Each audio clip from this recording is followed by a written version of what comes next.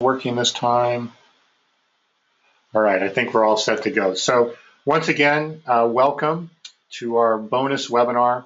And what we're going to be talking about tonight is how to create a funnel-driven business. And like I said, I am really, really excited about this for a whole bunch of different reasons, which I'll explain here in a minute. Now, I know I usually skip this slide about my background, but I wanted to take a minute because actually some of the things we're going to talk about tonight have kind of come together or culminated after, from my point of view or from my standpoint of kind of my last 30 years in doing businesses.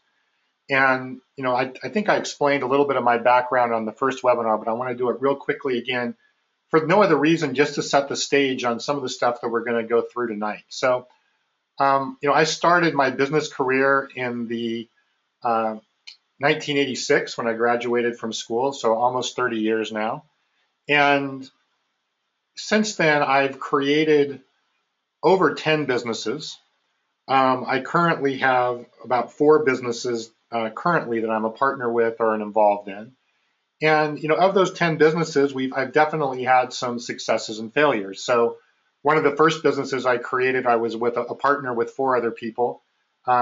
We created a business with 4 people, and we sold it. It had over 400 people. So it was, had really good growth. It was very successful, and it was a very big learning experience. I had another business that I sold to Intuit in 2008. That was a very successful business. I've also had a $2 million company, a company that was generating over $2 million worth of revenue and had about 35 employees, literally go out of business overnight. We were doing great one minute and we weren't the next. And we literally went out of business literally in weeks. And so I've really kind of run the gamut on dealing with, creating and growing businesses. I've also had the opportunity to consult with some large businesses like you see here with Dell Computer and Bank of New York and USAA and even Intuit. I did go to Intuit for a year when I got there, and I've had a lot of experience with consulting bigger businesses as well.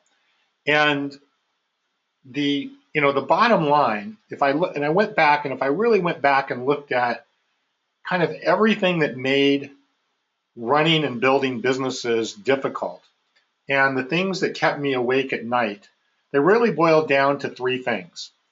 And those 3 things were how to get new customers consistently, predictably, and affordably. The second is making sales consistently, predictably, and affordably. And the third is growing the business consistently, predictably, and affordably. You see a theme here? This consistently, predictably, and affordably. I think all of us who have ever or have a business or have created a business, the things that really worry us is getting customers, making sales, and being able to grow the business. And you say, well, why is it so even important to grow the business? Well, when you create a business, a lot of times you need to hire people, you need to bring on staff, you need to put in more, invest more expenses. And so therefore you have to be able to grow the business to keep up with that. This is actually the problem that I had when the $2 million company went out of business overnight, is we were investing in putting more people on, we were investing in building out the organization, and the growth didn't happen. In fact, the growth went backwards really quickly, and all of a sudden we were underwater, and it was next to impossible, or was impossible to recover. So all of these 3 things of getting new customers, making sales, and growing the business are the things that, and it really doesn't matter what kind of business you have. It could be a business of selling products on Amazon. It could be an author. It could be running a dental practice or a veterinary practice. It doesn't really matter. But if you think about it, at the end of the day, these are the things that we want to keep us awake, is getting new customers, making sales, and growing the business. Now, you may be saying, well, what about cash flow and all of that? Well, cash flow comes if you're getting new customers, you're making sales, and you're growing the business. So poor cash flow is a symptom or a byproduct or a consequence of not getting new customers, making sales, and growing the business. Now, the thing, though, that really, in my career has been the most difficult is doing these things consistently, predictably, and affordably. So, I've certainly have had situations where I've been able to get new customers, but a lot of times it wasn't really clear why. It wasn't predictable. It might have been based around having a great salesperson, but what if that great salesperson left or wasn't there? So it wasn't consistent and it wasn't predictable. I've been able to make sales and get new customers by, doing in the olden days larger marketing campaigns and investing a lot of money, but it wasn't affordable. And what I mean by affordable is it wasn't realistic or in alignment with the money that was being invested versus the return. I proved in a couple of companies that I could spend $20 and get $10 out of that $20, but that is not a really good business model. So you want to be able to get sales that are profitable, that are affordable. You want to get new customers and be able to do that again consistently, predictably, and with reasonable expense that actually allows you to make a profit. And when you do that, and when you're able to do that, running and having a business is fun.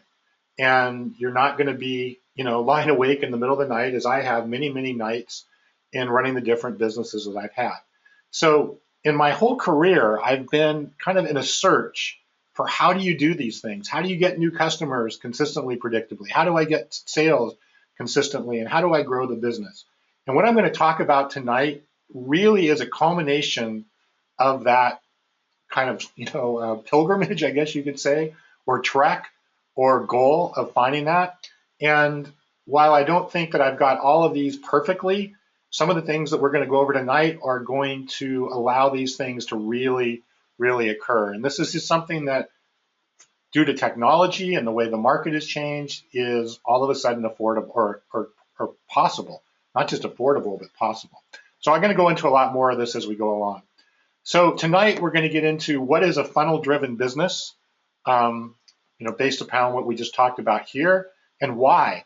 Why do we care about, or why would we even consider doing a funnel-driven business, and why would we do it now? Then I'm going to get into the anatomy or structure of a funnel-driven business. I'm going to talk about how to build a funnel-driven business, and then what's next. What do we do after this webinar? And I'll end off, or usually as we go along, and certainly as we go along, if you have questions or areas that you would like to get clarification on, of course, drop it in the question box, and we'll do that as we go along.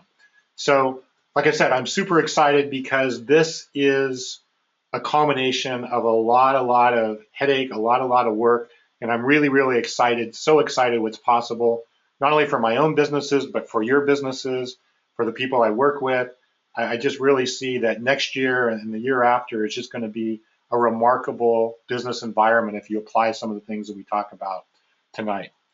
So let's get into it, and let's start with what we've been talking about the whole time, if you've been on these webinar series, is this thing called the digital funnel. And I'm not going to go into a lot of detail on this because we've spent a lot of time going through each parts of what is a digital funnel in the previous webinars. And if you haven't seen them all, then of course, and I'll point out the replays to watch here in a minute, but basically a digital funnel has three parts. It has traffic sources, it has places that it's getting traffic. It then has a nurture zone, which we spent a whole evening on talking about the nurture zone. It has a conversion zone, where the goal is to convert somebody into a customer. And it has a follow-up zone where people who fall out of the nurture zone and the conversion zone get followed up and get brought back in to the funnel. This is the structure of the digital funnel that we've been talking about for the last 8 weeks, at least off and on about the last 8 weeks. Well, the good news is the framework of a funnel-driven business is based around this basic premise that we've been talking about of building funnels with traffic, nurture, and conversion. What I'm going to talk about, though, specifically tonight is how you use this funnel, or funnels plural, to actually build a business that can do the things I just talked about: get consistent sales, get new customers consistently, and grow consistently, predictably, and affordably. But this is the basis and the background of everything that we've been talking about over the last 8 weeks. So with that in mind, what is a funnel-driven business? Well, a funnel-driven business is a business where both the acquisition of new customers as well as follow-up sales to existing customers are driven by these digital funnels. So it's a business where we're going to get our new customers as well as make additional sales to or get new customers as well as make additional sales to existing customers, all through digital funnels. And actually, I want to go back one real quick because there's an important characteristic of a digital funnel that I really, really want to make sure we've talked about it, but I really want to make sure is understood as we go through here today. When you build a funnel, as we've talked about, you're always promoting a specific product or service as part of that funnel. In other words, you're not promoting your business or your practice. You're promoting a product or a service or anything that your business or practice sells and represents. So if I'm a dentist, and we've talked about this, maybe I'm promoting teeth whitening. If I'm a software company, I'm promoting a specific piece of software. If I'm selling a product on Amazon, I'm promoting whatever that product is. If I'm a veterinarian, I may be promoting heartworm exams. Whatever the case may be, it's a specific product or service that we're promoting in our funnel. So if you keep that in mind, and then you look at the funnel-driven business definition, it's where the acquisition of new customers and follow-up sales are driven by digital funnels. And as we just talked about, digital funnels are all built around the promotion of a specific product or service. Now, a big difference between a funnel-driven business is the focus then becomes on the number of customers and the number of customer transactions versus the number of product or service transactions. So if you look at traditional businesses and the way that traditional businesses tend to look at their financial models or their business plan, and you'll hear people say, well, I'm going to sell 500 units of something, or I'm going to sell 10 copies of this, or 5 licenses, or whatever, or 5 copies. And you tend to think, or businesses tend to think around the number of product or service transactions. But really, the way you want to start to look at business, and a lot of what I'm going to explain tonight is kind of a mindset when you're looking at your business. So try and switch a little bit of the mindset of how you go about looking at and managing your business. But is to focus on the number of customers and the number of customer transactions. And this will make a lot more sense here as we get into this in more detail. The other thing is that, in more traditional businesses, and this is one of the things I hated in my older days of business, is that promotions, the way we did promotions in marketing were very ineffective, in my opinion. We tended to promote the brand, the name of the company, and we would tend to try and build brand and product service awareness, kind of what I call a spray and pray marketing model. So we would throw stuff out there. We would hope that somebody saw it. We would hope that it attracted some attention, and maybe that would turn somebody into a lead or a customer. And worse yet, we tend to spend a lot of money on that. Well, in a funnel-driven business, we're focusing on one thing, which is to focus on driving the customer, focusing on the customer and driving prospects into the digital funnel. So if it's a funnel for getting a new customer, obviously our goal is to drive prospects into that funnel. If it's a funnel to sell something to an existing customer, our job is to drive our customers into that digital funnel. That is the sole purpose of our promotion and where we spend our promotional dollars and our marketing dollars in a funnel-driven business. And the health of a funnel-driven business is looked at from some metrics that are a little bit different than more traditional business, right? In a traditional business, you tend to look at revenue, expenses, and profit, and that's supposed to kind of tell you the health of your business. But very rarely does that really tell you the health of your business. So what we want to look at is the health monitored by the number of new customers that we get, a metric that we call the lifetime value of a customer.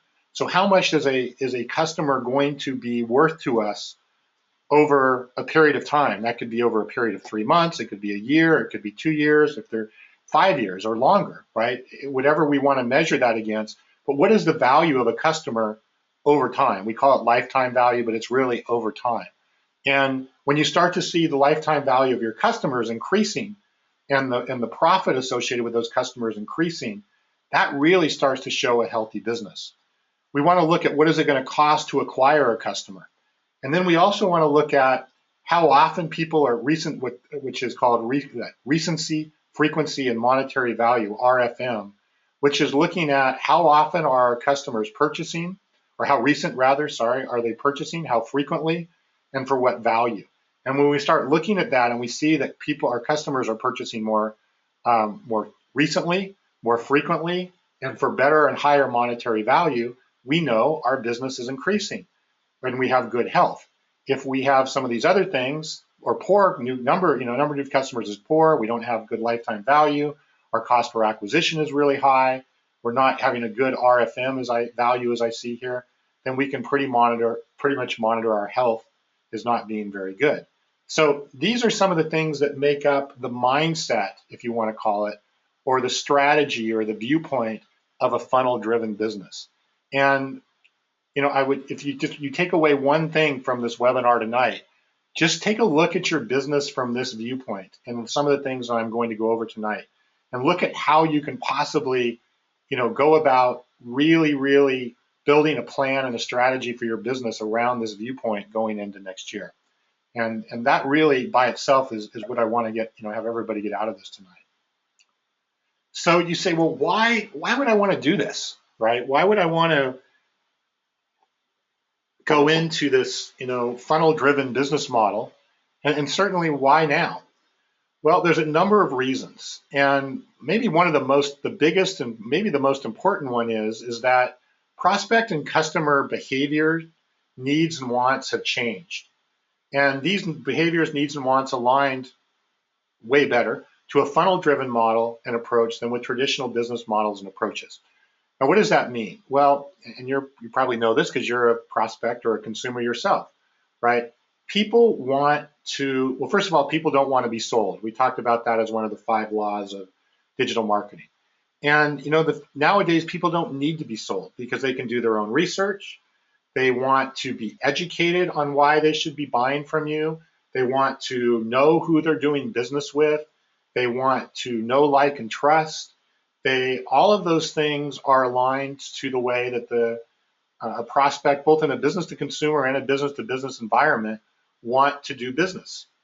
And this idea that you're going to win over and get a new customer with hype and with lots of fancy marketing and just basically, like I said, sort of marketing and hype type things, customers don't need to buy that way anymore. You can pretty much find anything you want to know on the internet. You can pretty much find any product or service that you want on the internet. So it's not like there's a scarcity of places to purchase. So then it becomes a choice as to where and who and when a customer does business. Well, the traditional business models and approaches don't align to this new customer behavior, where a funnel-driven model aligns very, very nicely to this customer behavior. And this may be the most important thing, because we need, as a business owner, need to change and adjust and react to how people are doing business. And if we don't, we're going to be left behind by people who do this and do adopt these types of things. The second reason that we want to consider a funnel-driven business is that on-demand qualified traffic is affordable and readily available. So last week we talked about Facebook paid traffic, and we talked about ways you could get really as much traffic as you want for relatively inexpensively, relatively affordably, whenever you need it and however you want it. This has never really been the case in the history of business as long as I've been around, certainly, and probably not in the history of this country or for many years, right? Is that the ability to just get traffic and get qualified traffic and the right traffic from when you need it and want it has never been there. Well, it is there now, and so that aligns very well to this funnel-driven model we've been talking about. The third thing is that the capabilities and tools to track a funnel and its results and look at the results in real time and make immediate adjustments and optimizations also exist and are readily available. Again, this is new in the last 5 years, or the last few years, and in fact, really probably in the last couple of years, is really getting tools that work well and that actually provide you with valuable data and isn't bad data or not useful data. So you combine that with the ability to get on-demand qualified traffic, and then the ability to monitor what is happening with that traffic and how well your funnel is working, and make adjustments so that you're not wasting money and time on something that's not, not working and not producing, is really, really a life-changing event in business. The technology for designing and building digital funnels is reliable, easy to utilize, and affordable. I'm actually going to show you a tool for building a funnel, a digital funnel, that's designed specifically for building digital funnels here in just a few minutes. But the technology for doing this is, like I said, cheaper and easier, and you don't have to be a techie to use it. It's just, available like it's never been available before. It certainly is a better and easier to manage business model. It really gives a peace of mind for entrepreneurs and small business owners when you can start to see the consistency and predictability that I talked about before, and that can happen with a funnel-driven model. And last but not least, over the next few years, and I believe, and it's not just me, there's other people that are looking at this as well, that the majority of small and medium-sized business will attempt to transition to a funnel-driven model. And now is, in my opinion, is a time to get a head start and a big competitive advantage. Because it's a hot topic already. You probably, if you follow anything on business and marketing particularly, you probably see stuff about funnels all the time. It's starting to become, like I said, more of a understanding that it's a funnel-driven business model. But as I said, because of the first thing, right? Because prospect behaviors and customer behaviors have changed, businesses are going to be forced to move to this model. But if you get a head start and you do it right and you apply some of the things we're going to talk about tonight, you will get a head start and get a big competitive advantage. And I think it's just, like I said, this is not going to go away. It's not a fad. It's not something that's just sort of the flavor of the day. It's really a foundation and a very, very workable and good strategy for building a business. So what is the anatomy then of a funnel-driven business? And I'm going to go back and use an example that I've used now on a few of these webinars of a client I have in a product, a pet product that I've helped them launch for allergies, and they're natural pet products. And if you've been on my webinars before, we've certainly spent time and examples around that business, but I want to continue to use it here. And what I'm doing with them is helping them and really implementing a funnel-driven business. We've been doing that right from the beginning, and we're really taking that to the next level. But any funnel-driven business starts out with funnels that have the purpose of customer acquisition. These are the funnels that you want to build that are going to get you new customers. And so our customer acquisition funnel, which I have shown you, and I'll show you again tonight, is we have an acquisition funnel where we sell this product called Allergy Rescue. I know it's hard to see here, but it's this bottle of Allergy Rescue for natural allergy relief for pets. Well, we have a funnel that's designed specifically, and it only is promoted to new customers. And so the funnel is laid out from the point of view that somebody may not have ever heard of us. They need to understand what the product is, what the company is, why they would consider this. There's a nurture zone, all the stuff we've been talking about. It is considered a customer acquisition funnel. Now, once we have a customer, what we want to do is we want to build, and we want to build now additional funnels that are fueled essentially or driven, or the traffic source is our existing customers. So what we're now doing is for anybody who has come in through our customer acquisition funnel, we created a second funnel where we're selling a flea product. So it's called Flea Rescue, and it's a natural homeopathic flea remedy. But we're only selling this to people that had came in and were customers for this allergy rescue product. And so when we're introducing the flea product to them, we have credibility already because they've already used this product. They've gotten results with it. They know us. They like us. They trust us to a degree. So introducing in the nurture zone and the process that we're doing to introduce these flea products to this customer is much easier than it was to get a new customer down here in this customer acquisition funnel. As you can also imagine, the cost is much less because now we're not having to pay for that traffic to come into the customer acquisition funnel. We have the traffic, and that traffic is our existing customers. So our profits are going to be much higher overall on this next funnel, which is what I call a customer value funnel. And the reason I call it a customer value funnel is because, and you really want to have this viewpoint, is that you have a customer, you want to have the opportunity to provide them more value. So if we had a customer that came in here, we want to be able to provide them more value now with the flea product. And we don't look at it that we're selling them something else or we're marketing something else. We look at it from the point of view is that we're providing them more value. Now, the next layer on top of that is a package of 4, or a set of the 4 products, which are called the natural K10 products. And they have a flea product, the allergy product, a hotspot product, a product called Stress Buster for dogs and cats that have, can kind of get hyper and things like that.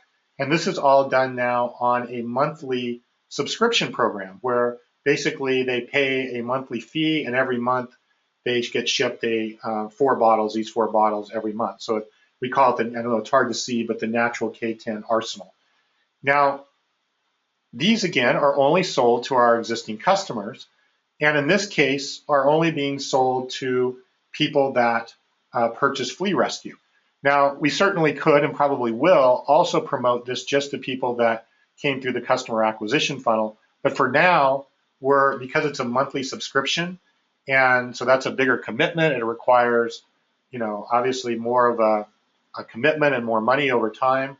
We're only selling it to customers that have actually made the 2 purchases, and both on these first 2 levels. And then the third one, and this can keep going, so you can see, I have value funnel 2, and this is number N, but over time we could have in number or any number of customer value funnels. But one of the things they're going to be doing next year is releasing a raw natural pet food. And therefore that raw natural pet food will be introduced to people that are already customers. They're not going to introduce the raw pet food to people to cold traffic and use that as part of their customer acquisition funnel. The other thing here is that the profits on each of these products as we go up the value ladder, and this is what I call this, a value ladder, because we're really showing more and more value, gets higher and higher. And we're providing more value, so we have a happier customer. As we get more customers through our customer acquisition funnel, our customer list grows. And as a result, we have a predictable and a consistent way of selling more and more stuff. Now, you could take this picture and replace these little bottles here with your products or services. And this is something you're going to want to do. You're going to want to look at what are your, and we'll talk about this, but what are your products or service that you want to promote as part of your customer acquisition funnel? And then what are some other products and services that you would want to promote to existing customers? And then start to work out your value ladder. And I'm going to talk specifically how to do that here in just a minute. But this is the anatomy of a funnel-driven business where you have customer acquisition funnels. You certainly can have more than one. In fact, you should have more than one, which then lead to the value ladder of customer value funnels. And this is where you really, really start to see the growth and the profit in doing these things. Now, maybe right away you're already starting to see, wow, this could be a workable business model. And really my cost, or my startup costs, if you will, really have to do with how to set up the customer acquisition funnel and how to drive traffic into that customer acquisition funnel. And you're right. I mean, not that there's not costs associated with these other funnels, but the real cost, the real risk starts to be down here. And some of the things we've talked about over the last 8 weeks is how to build these types of funnels with minimal cost and minimal risk. And I'm even going to touch more on that tonight as well. So, going back to our picture of a funnel, just so that I'm really clear, because, the customer acquisition funnel and the customer value funnel look very, very similar. So on the example that I just showed you with the allergy rescue, our customer acquisition funnel is getting traffic from Facebook, YouTube, and from an email list of some customers that the founder of the company had already worked with. So this is really, as it relates to customer acquisition for the new product line, these are the traffic sources. So everything, and the majority of it, frankly, has come through Facebook. So as we talked about last week, which we got into, is the Facebook traffic is probably fueling 80% of the traffic that's coming in to the funnel here. I've shown you the nurture zone. It's a video. I'll show it again to you in a couple minutes. We have a conversion zone. We have a follow-up zone where if people drop out, there's emails that automatically bring them back. I've talked about that in one of the previous webinars. And again, the goal is to have the person come out on the other end and buy the allergy rescue product. That is our customer acquisition funnel. Our customer value funnel, guess what, looks pretty much the same, except that you see over here, our traffic source is only one thing, and that's the email list of the customers who purchased from us already. So we're not going out to Facebook and getting cold traffic and putting them into our customer value funnel. We're only using email, our email list that was created as a result of acquiring customers in our customer acquisition funnel. And then we're using that email list to drive people through a customer value funnel. But we still have the same stages. We still have a nurture zone, we still have a conversion zone, and we still have a follow-up zone. Now, of course, the communication, the type of nurturing, the messaging, all that stuff is going to be different when you're speaking to an existing customer than when you're speaking to somebody who knows nothing about you, when you're speaking to cold traffic. But the framework is still the same. We have to go through and we have to educate the person and get them willing to buy. Then we have to answer their questions as it relates to actually buying the product, in this case, say at Flea Rescue or the, whatever the product would be. And then, of course, we need to convert them into another customer. In the same way that in an acquisition funnel, not everybody's just going to nicely proceed through here. People are going to drop off, and so we're going to have to bring them back and follow up. So the funnel structure is really no different. And that's why I've spent so much time talking about this over the last 8 weeks, is if you really get down the framework of a funnel and these zones that we talked about, you've got 80% of what you need to know. Then the details become about how you're fueling the funnel with traffic, how you're going to use your nurture zone, how you're going to create your conversion zone, and so on, depending upon what the type of funnel is that you're doing. But again, it's really the same structure and the same thing that you have as you're doing a customer acquisition funnel and a customer value funnel. Okay, so I want to get into how to do this, but let's see if there's any questions here. I think we covered that. If anybody has any questions on anything so far, please, it'd be a good time, because now we're going to jump in to really how to do this. And I think we're good here. Okay. Yeah, there is a question here actually I do want to address, and it's from Bill. And it's a question that comes up all the time. I'm just going to back up one. So the question that Bill has is that are your customers, though, going to get irritated and upset with you if you're promoting to them all the time and continually selling them or trying to sell them stuff?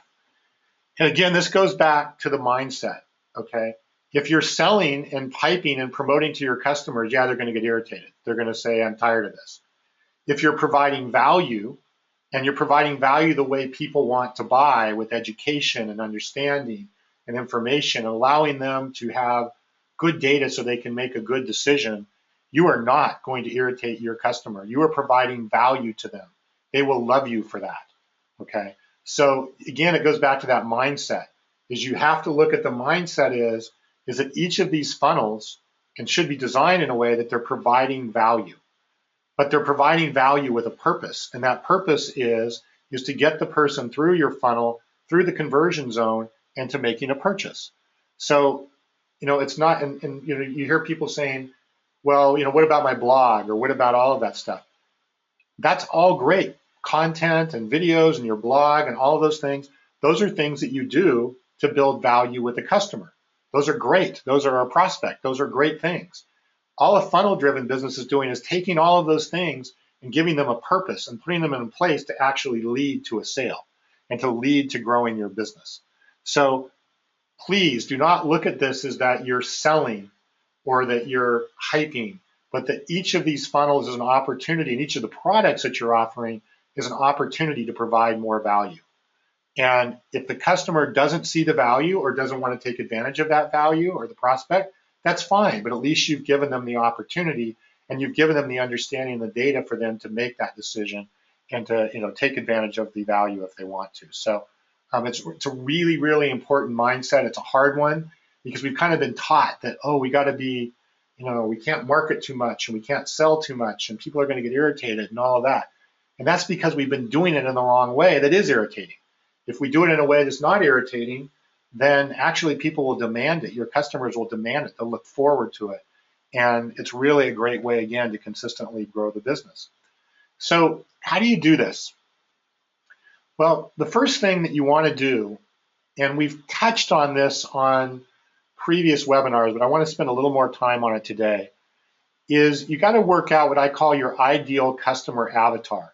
When I use the word avatar, it's like, what is that picture of your ideal customer? If you could go down and you could handpick the demographics, the interests, the emotions, the values, the how they use technology, their needs and wants. If you could define, even picture in their head, I like to even get like a physical picture of that ideal customer in your head. That will go a long way when you're creating your funnels. Because remember, everything revolves around the customer. All these funnels revolve around the customer. And so therefore, you really want to know who that ideal customer is, so that you can then, when you're promoting and you're building your funnels and you're doing your customer acquisition, you can target and reach the people who you really want to reach. So I think it's a great exercise. It's well worth it. Take a couple of hours, go to a whiteboard, get out a big piece of paper, do whatever it takes, and really map out who your ideal customer is. Age, sex, what they're interested in, what's their emotions related to your company or products or services your companies sell, what are their values, what do they care about, do they use smartphones, do they not use smartphones, do they, what do they generally need and want. Map all of this out and really get that picture of your ideal customer. It will really, really help. And just going back to like the example of the allergy rescue, we did this exercise, and it turns out that our ideal customer was a customer that was already very interested in natural and organic and natural foods for themselves. That's what we found, is that if people were interested in healthy eating and healthy foods and healthy remedies for themselves, then they were likely going to be interested in it from their pet. If they weren't interested in for themselves, then they probably aren't going to be a good interest in their pet. And so then we looked at that demographic. We looked at how much money they made. We looked at their values. We looked at, they shopped at Whole Foods. We looked at all of those different things, and that really helped us to identify that ideal customer avatar. You just want to get that, almost draw or get a picture of that person and put it on the wall, because it will really help you as you go forward. Then what you want to do is to start off by picking the product or service you would like to promote in your initial customer acquisition funnel. And of course, your product or service should be appropriate for a new ideal customer. You can have a bit of a broader appeal. So, the product could be a little broader in a sense that it could appeal to a larger breadth of your ideal customers. As you start moving up into your customer value funnels, you may do things that are more tightly targeted. But for now, when you're building your customer acquisition funnel, I like to make it a little bit of a broader appeal rather than a tighter appeal. And ideally, the product or service that you're going to be promoting could be delivered to larger numbers. So if you're delivering a service, for example, and you can only deliver that to 2 clients a month, it's going to be kind of tough to really get that funnel flowing. So you want to look at a product or service that you could, deliver to relatively larger numbers. And even if you're a service provider or, again, a vet or a dentist or whatever, okay, maybe you could deliver 30 or 40 of these in a month or more, and it not being a big problem. But if it's something that you can only do, it's very specialized, there's only a certain person that can do it, you can only deliver a small amount of those, it's not going to be a great choice for your customer acquisition funnel. and maybe an okay choice for some of your value funnels, but not your customer acquisition. Another thing is I like to do is consider upsells to increase the overall value of the transaction that's made in a customer acquisition funnel. We talked about upsells and adding like bonuses or bonus upsells into your conversion zone on a previous webinar. So, and I'll give you the numbers of the webinars to go back and look at here in just a minute. And one thing to remember on your customer acquisition funnel is the cost of the product or service is not so important. So there's a real idea out there that you have to do something really cheap in your customer acquisition funnel or very free or whatever.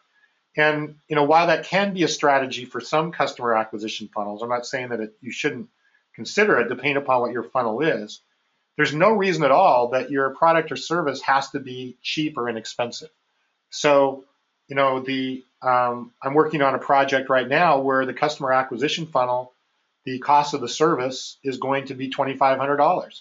And that's the first thing that the customer is going to purchase from that company.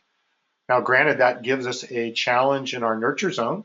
It gives us a challenge in our follow-up and conversion zone, but it's all very doable. There's, in fact, there are people that are building funnels that are selling $15,000, $20,000, $25,000 products and services in their customer acquisition funnel. So don't look at the customer acquisition funnel that you create from the viewpoint of price. Price should be the logical, a fair value. We talked about irresistible offer, so how to structure your irresistible offer so people feel like they're getting good value. But it's not just do something cheap or throw it out there. That's not necessarily the best way to do a customer acquisition funnel. It is a valid way for certain funnels, but just don't look at it and go into it from that viewpoint.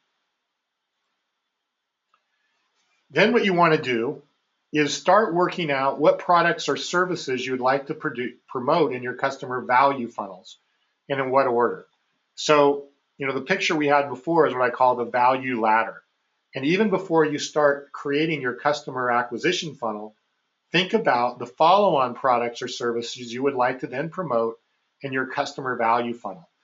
And the reason we want to do that is because there has to be some continuity or relationship, right? So if we were selling allergy rescue as our customer acquisition funnel, and then the next thing we were selling in our customer value funnel was a flashlight, that's probably not going to add a lot of value to the customer who purchased allergy rescue. So the way we set that up is we said, okay, well, people who have purchased allergies for their dogs, they probably have flea problems as well. So this would be more value as something that could help with fleas and so on.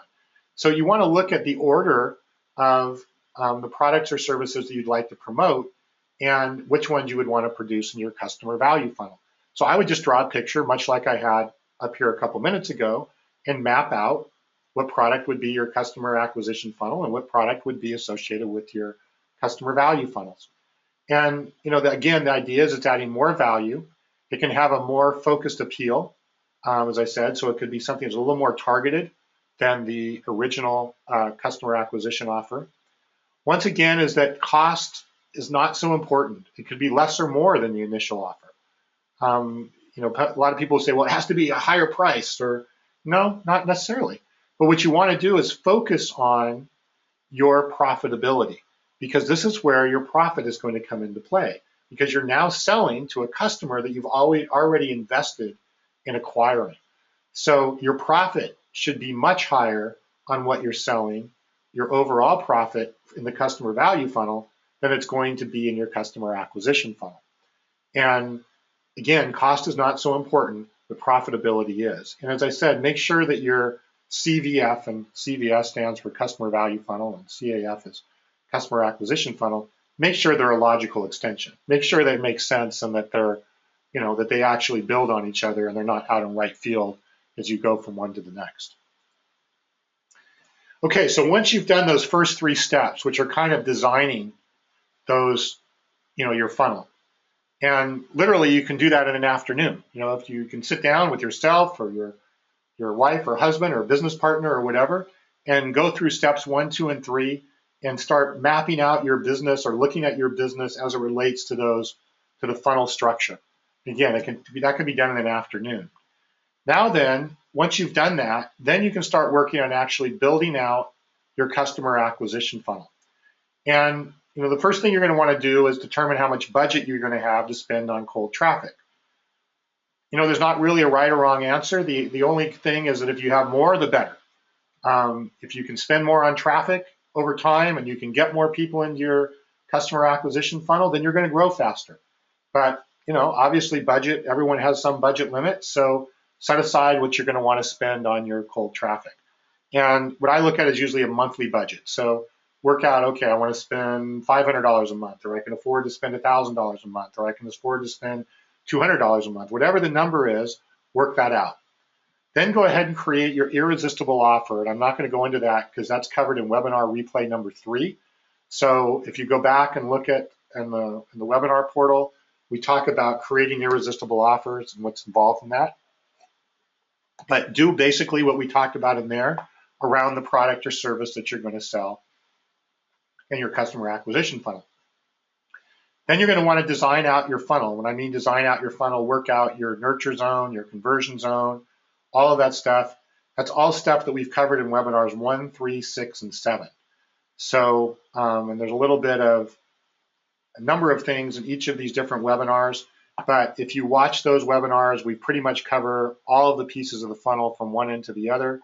So, anyway, most of the data you need right there, or at least the strategies that you need for designing your funnel, are covered in those previous webinars.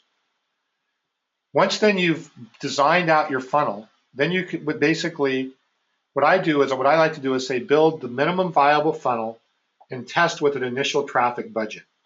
And so what I create the funnel using the nurture zone and the things we've talked about, but I do it as inexpensively and as simply as possible. That's what I call a minimum viable funnel. So I don't want to go build fancy videos. I don't want to go do a lot of things that are going to take a lot of time and a lot of cost. I want to build something out, and I'm going to show you a tool on how to do that here in a minute, that I can build out a funnel quickly and then start testing with some initial traffic budget. And webinar number 8, when we talked about Facebook paid traffic, we talked about that and how to set up a good traffic budget and so on. But I would normally start even with a $5 a day traffic budget. Then what you do is you have a starting point and you start monitoring what's happening, and you start driving people into your funnel and you start looking at the results. And, I usually like to assume we're going to need about 30 days to really look at the funnel and see what's really happening. Sometimes you'll see it faster. Sometimes you'll see the results faster. Sometimes it'll be, it's generally not longer than 30 days. But I don't like to start making changes until I'm starting to see a consistent pattern. And it usually takes, at least a couple of weeks, but usually up to 30 days to really start to see a pattern around that funnel. Then you can start to optimize and make changes to that funnel. So you can add you can improve your nurture zone.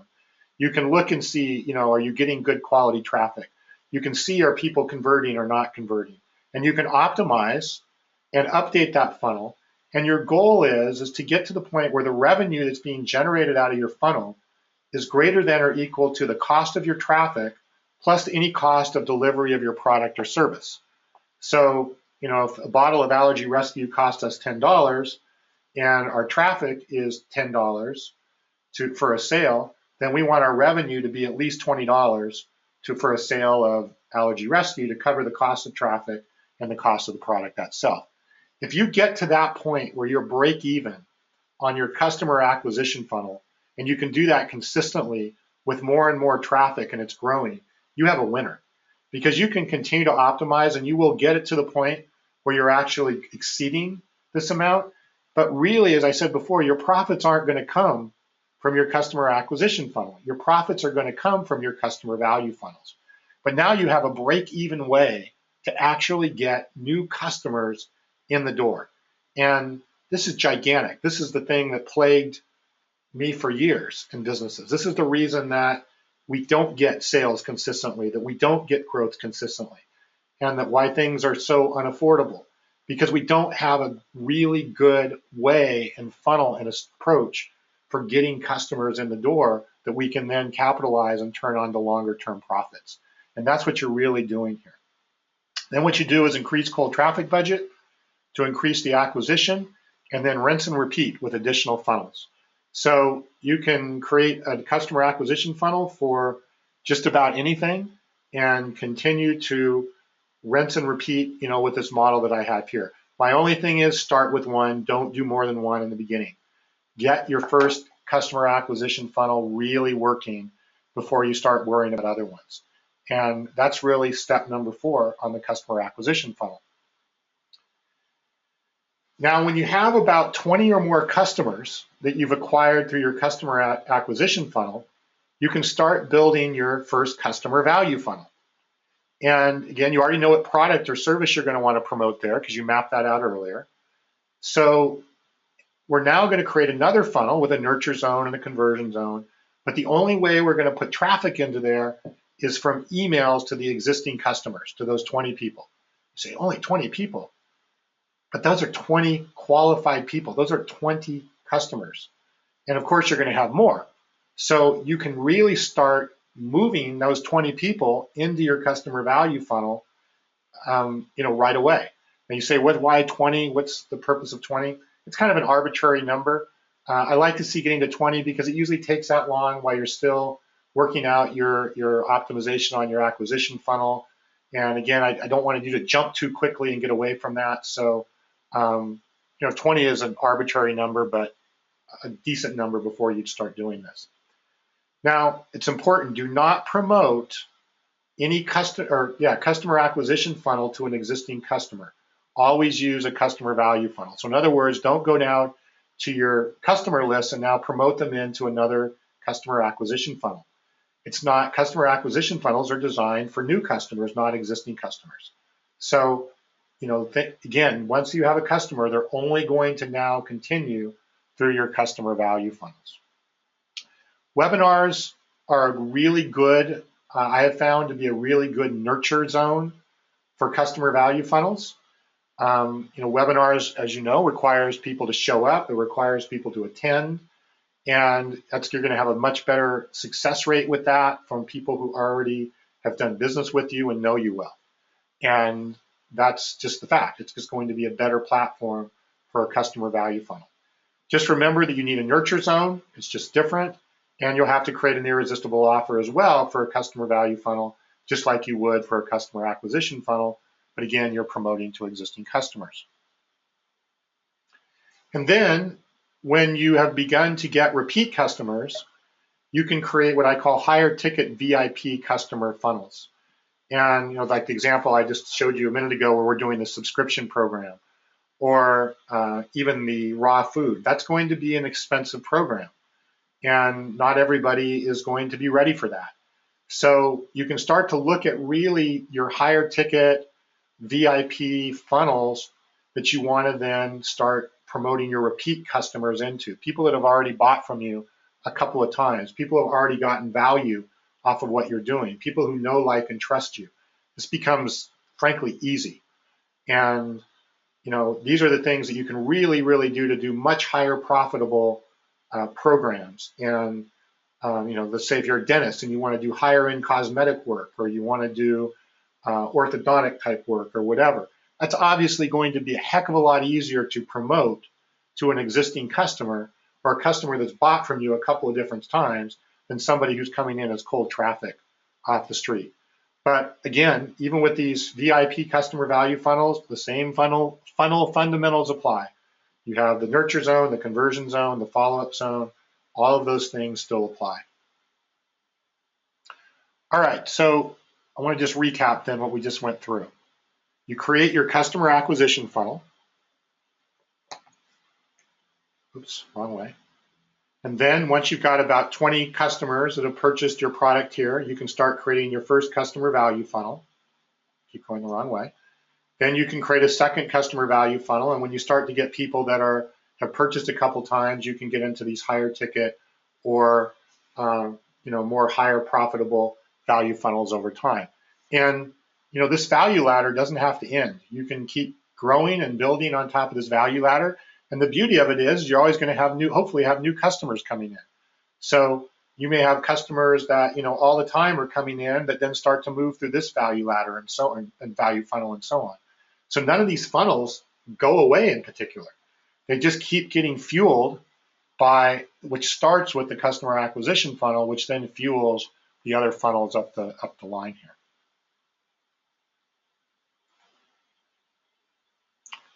Okay, so there's a couple things I wanted to go into and show you actually before I, based upon what we've talked about here. Oh, sorry. Bring this back again. And I wanted to show you an example of a couple of these things and then show you a couple of tools even you can use to build these. So you've seen this funnel before, our customer acquisition funnel for allergy rescue. I'll go over here to the browser.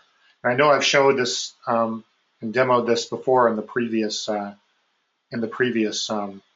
webinars. But this funnel, or this is a customer acquisition funnel. This was designed for new customers. So we're not sending existing customers here. We're only sending new customers here. And we're getting them to opt in. And if you remember, that gets them to go to a mini training where they find out about dog allergies. And there is a video that shows up here where they can watch a 13-minute video about dog allergies.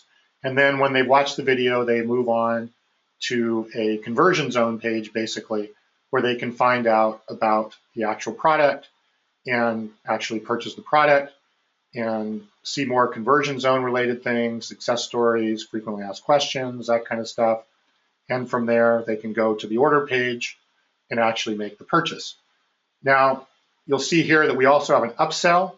So on this page, there's an upsell where people can take 3 more bottles if they want to, and so on, in addition to the basic bottle. But all of this is done from the objective of acquiring new customers. So this, I just went through it quickly, is an example of a customer acquisition funnel. Now, to create that funnel, we used a tool called ClickFunnels. And this is a tool that's designed specifically for building funnels. And I will give you a link here in a minute. You can get a 14-day free trial of this, and I'll put the link here in a minute into the chat box.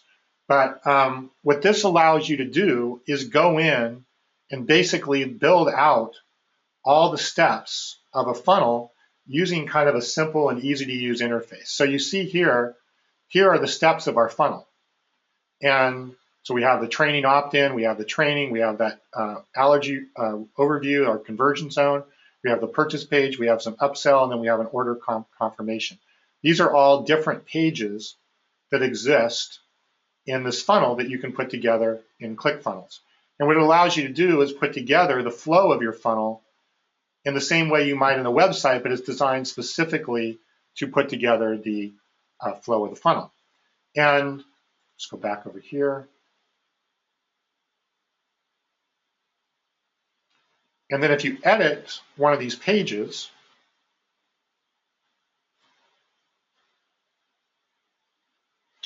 apologize as usual, when I'm running GoToWebinar, things tend to slow down. So I apologize for the lag on this, but there will be here a hopefully an editor that shows up here where we can see how this page was actually created. It's getting there. Okay, I'm going to try that again.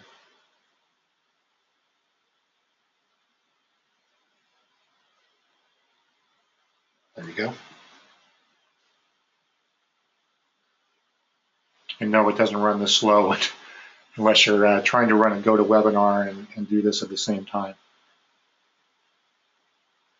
So this is the actual editor, and literally you can go in here and you can make changes. So if I wanted to change this here, if I wanted to add sort of, the different objects that are here, if I want to go in and add different columns and containers and so on, I do that right through this editor here. And it doesn't require any coding. It doesn't require you to write programs. It's, it requires some learning curve, but overall it's a pretty easy tool to use. And the only reason I bring this up is that because with a tool like this, you can start to create your customer acquisition funnels and your customer value funnels very, very quickly and very, very easily, and you can make changes to them and make adjustments to them easily as well. They also have a lot of analytics. You can track who's coming in. You can track who's making purchases. I mean, this product, and the reason I like it, is set up to do what I just described, is to build funnels and to build a funnel-driven business. So if you want to get a 14-day trial on this, I'm going to put the link here just in the chat box, because you won't be able to find this on the internet. You can just click that link and you can just come over here, and guess what? It's a customer acquisition funnel. You'll sign up and you can get a 14-day trial on this if it's something you're interested in trying. I highly recommend trying it out. I've had really good success with it, and the company has great support, and I'm just pleased with the results that they've done, and it's a good way to keep it easy. So back to the slide. Again, our goal here is to keep building different funnels with different products, and then keep moving our customers up through the different value ladder and across the different funnels as they go through there. All right, well, so what's next? Well, first of all, before I get into that, let me see if we've got any questions here on any of this. Yes, thank you, Gary. Gary says, this is great stuff. I'm excited to apply it. Yeah, it's very, when you really start to think about this, and especially, I know a lot of you have had businesses for a long time. You've tried to run businesses. We've all had our challenge. If you really start to get this mindset and you start working with it, it really kind of revitalizes and gets you excited about business again, and gets you excited about what's possible. And it really allows you, even, I talk to a lot of entrepreneur organizations and startups. It's a great way to test an idea. It's a great way to find out if you have a good business idea without having to get tons of money, and it's just things that you could never do even just a few years ago. So anyway, as I know, this is the last of our webinars. So I want to, what's next is I really hope everyone has a great holiday season coming up. I can't believe that Thanksgiving is like only a week away. It seemed like the year was just starting, but have a great holiday season in the end of the year. In early 2016, well, before I get into that, the other thing is that, take a minute between now and the end of the year, and as I said, build out your 2016 business plan and goals using the funnel-driven business model that we went through, and really look at how you can apply this, and how it can work with your business. And feel free to email me if you have a question. I'll put my email up again. I love to just answer questions or help if this is a direction that you're trying to go. So, please feel free to reach out if you have questions, or, have any specific things that you're doing as you're doing this, or even if you put a plan together, I'm happy to take a look at it. In early 2016, I'm going to hold online, what I'm calling a boot camp for building what I call $1 million plus funnel driven businesses. And this boot camp is going to be called Funnel Smarts. It's going to go, I believe, and I'm still working out the details of this, probably about 8 weeks, about as long as we've gone through on this webinar. It's going to be a paid program. I honestly don't have any idea of how much I want to charge for it yet, because I'm still working out the details. But what I can tell you is we're going to get into a lot more detail of how you would go about building a funnel-driven business. We're going to go through from one end to the other of building a funnel-driven business using the structure that I just went through tonight. And I call it $1 million plus funnel-driven business because we're going to look at the business and architect any of the businesses that we create as something that can generate $1 million or more in 2016. So we're not going to be building a funnel-driven business that's going to make $20. We're going to look at how do you build a funnel-driven business that's $1 million plus and can go on top of that. And we'll get into all the details in more detail of kind of the steps that I went through, the technology, how you put all this together. It really is going to be a boot camp. I'm going to start it, mid-January, I would suspect. It'll go for the first quarter. And as I get more data, I'll let you know.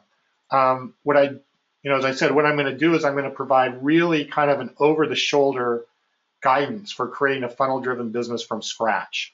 So even though you may have an already existing business, we're going to start it from scratch, and we're going to go through the whole thing. And we actually should end up with $1 million plus funnel driven business as a result of the outcome of this 8-week boot camp. If you're interested in this, I have a website called Funnel Smarts. It looks something like this, real fancy at this point.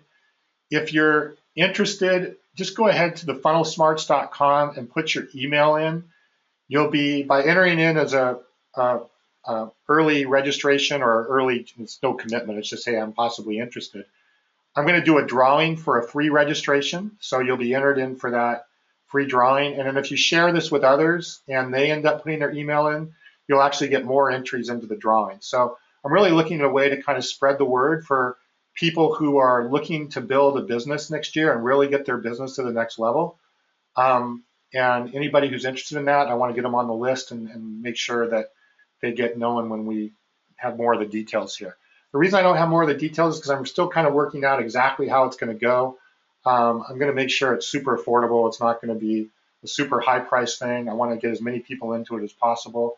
But again, if you put your email in and get on the early list, you'll get entered for a free drawing. And that's it. So, boy, we're just a few minutes late. If you still, I know there's a few of you, I've got some coaching calls coming up this week. So if you haven't gotten your coaching call, this is pretty much the last week. If you want to take advantage of it, just go into the coachingcallappointment.com and just sign up, put the date in there when you want to do the 30-minute call. It's been awesome. I've done a ton of these over the last 8 weeks, and it's been helpful for me and hopefully helpful for the people that I've talked to. And as I said, if you have questions as you put together your plan or you're looking at what you're doing, drop me an email and I will do everything I can to get back to you and hopefully give you an answer that's helpful and makes sense, because I really want to see this whole concept take off next year. So anyway, that's the end of tonight. Let me just check and see if there's any other questions here. I don't think so. And I just want to lastly thank all of you for who have, a lot of you have been on all 9 of these webinars now. I know that's a big commitment. I know a lot of you have watched the replays. I can't thank all of you enough for taking the time to do this and, investing your time in this. And like I said, I'm really hoping that, you're getting results, and I really want to see everybody having a really, really big 2016. So thanks again to everybody. Have a great holiday season, and we'll be in touch soon. Take care.